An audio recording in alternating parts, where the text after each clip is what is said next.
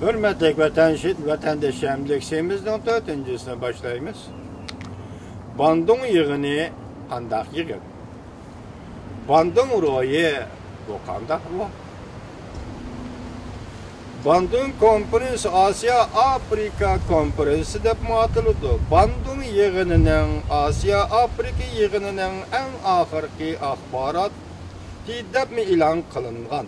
Axbarat odatda Bandung xitobnomasi deb ataladi. Tarixdagi Asya Afrika Konferansı Burma, Sikkim, Hindiston, Indoneziya ve Pakistan qatorliq davlatlarning vazirlari taklif bergan sharoitda 1955 yil 4-oyning 18-kunidan 4-oyning 24-kunigacha Indoneziyaning Bandung shahrida o'tkazilgan. Keyin bu yig'inga Jungo, İran, Mısır, Türkiye qatorliq 24 davlat qatnashgan. Bu qatim Bandung yig'inining 60 yilligini xotirlash yig'iniga 109 Asya ve Afrika davlatlari qatnashdi. Buningdan 60 yil burun ochilgan Bandung yig'ini tuvandagidek mazmunlar bo'yicha axborot e'lon qilgan edi. Shu vaqtda Jungoning vaziri Jo Illay bu yig'in qatnashgan edi. Birinchi, iqtisodiy hamkorlik. Ikkinchi, madaniyat hamkorligi. Uchinchi, kishilik huquq va o'z taqdirini o'zi belgilash. To'rtinchi, biqindir ayollar masalasi. Beshinchi, yana boshqa masalalar. Oltinchi, dunyoning tinchligini va hamkorligini ilgari surish. Yettinchi, dunyo tinchligini va hamkorligini ilgari surish to'g'risida xitobnoma. Bandung xitobnomasining 3-mazmuni kishilik huquq va o'z taqdirini o'zi belgilash prinsipida bundoq ko'rsatilgan. Birinchi, Asya Afrika yig'ini biqindir ayollar masalasi va mustamlikachilik masalasi xalqlarning yoki millatlarning chet elning tajovuziga uchrash masalasi. Millatning bo'ysundirishiga, yot millatlarning bo'ysundirishiga uchrash masalasi, hukmronlik qilishi va ekspluatatsiya qilishiga uchrab paydo bo'lgan ofatlarni muhokama qildi. Asya Afrika yig'ini mundaq kelishimga keldi. Birinchi, mustamlikachilik barliq ifodalarning ichidagi bir xil tezlik bilan bekor qilish kerak bo'lgan ofatdir. Ayni chog'dagi Bandung xitobnomasi e'lon qilingan yuqorqi mazmunlarning ichidagi birinchi mazmun diqqat vatandoshim buning jungoliklar imzo qo'ygan Bandung xitobnomasiga diqqat vatandoshim birinchi mustamlikachilik barliq ifodalarning ichidagi bir xil tezlik bilan bekor qilish kerak bo'lgan ofatdir.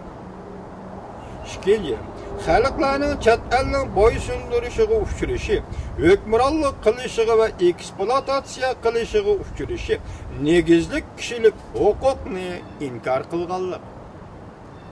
Birlashgan Davlatlar Tashkilotining nizomnomalariga xiloflik qilganlik.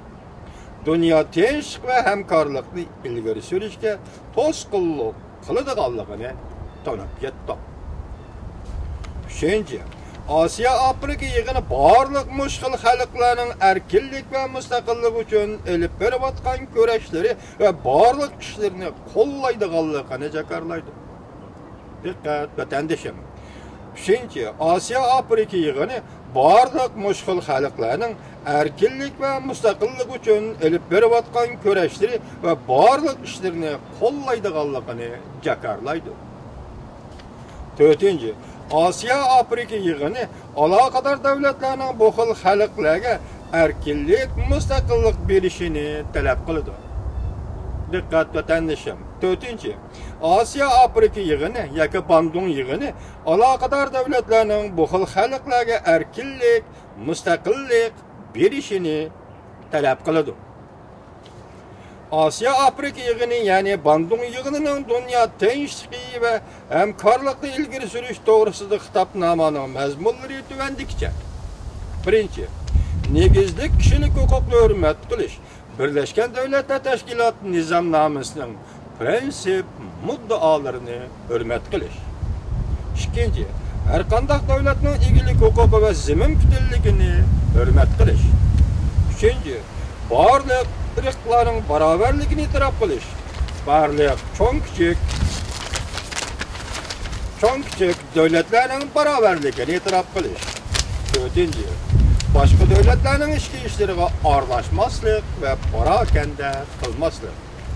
Beshinchi, bir davlatning Birleşken Devletler Teşkilatı'nın nizamnomasiga asoslanib yakka holda va kollektiv holda qo'llanish huquqini hurmat qilish. Oltinchi, tajovuzchilik harakatlar va tajovuzchilik tahdidi yoki qurol ishlatilish orqali har qanday davlatning zamin putunligi va mustaqil siyosiy o'rniga tajovuz qilmaslik.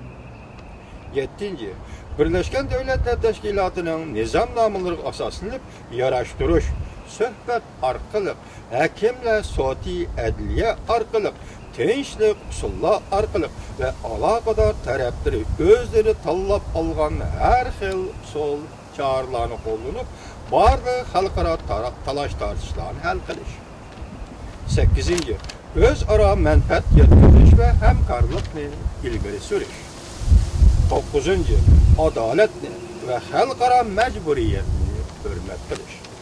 Hürmetler, Reis Xi Jinping Efendi 3 gün vaqt chiqarib bu qadam siz Indoneziyaning Jakarta shahrida Bandung yig'ini Osiyo Afrika yig'ini ochilganligining 60 yilligini xotirlash yig'iniga qatnashdingiz.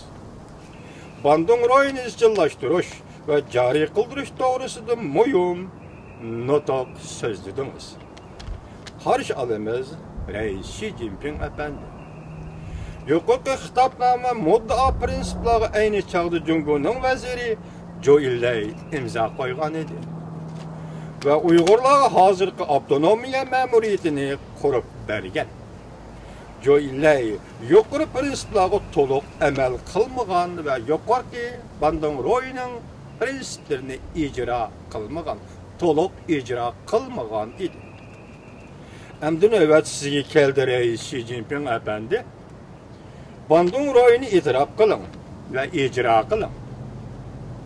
Sizning deganingizcha Rossiyadan bir o'g'il bola chiqmagan bo'lsa, navbatda Jungodan bir o'g'il bola o'ttariga chiqish kerak. Siz hurmat qilgan Bandung ro'yi degan nima?